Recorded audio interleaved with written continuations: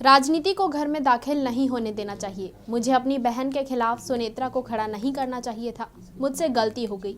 बाढ़ छूटने के बाद आप कुछ नहीं कर सकते, लेकिन आज मेरा दिल कहता है कि ऐसा नहीं होना चाहिए था। मुझे अपनी सभी बहनें प्यारी हैं।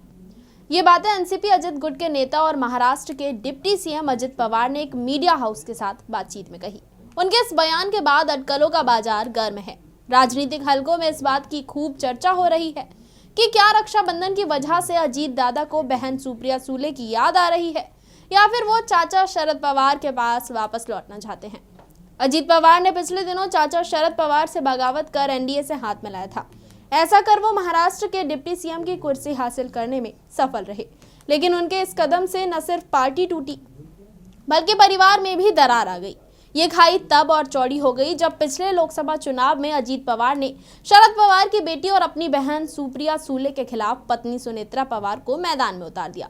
परंतु न सिर्फ सुनेत्रा को बारामती सीट पर मुंह की खानी पड़ी, बल्कि अजीत पवार की पार्टी एक सीट पर सिमट कर रह गई। दूसरी तरफ शरद पवार की एनसीपी ने बढ़िया स्ट्राइक रेट के साथ 8 सीटें जीत ली। अजीत पवार इन दिनों अपने कैडर को मोटिवेट करने में लगे हैं। वो राज्य भर में जन सम्मान यात्रा निकाल रहे हैं, जिसमें अपनी सरकार की नई योजनाओं का प्रचार भी कर रहे हैं। इसी सिलसिले में उनसे एक मराठी न्यूज चैनल ने बात की।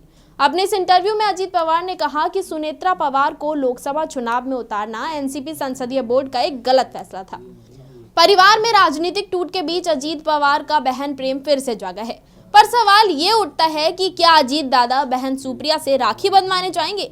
जब इस बारे में पूछा गया तो उन्होंने कहा, इस समय मैं राज्य के दौरे पर हूं। अगर मैं रक्षाबंधन के दौरान वहां रहता हूं तो निश्चित तौर पर जाऊंगा। यदि ऐसा हुआ तो इस बार का रक्षाबंधन पवार परिवार और महाराष्ट्र की राजनीति में उन कड़ियों को फिर से जोड़ सकता है जो कुछ समय पहले टूट गई थी।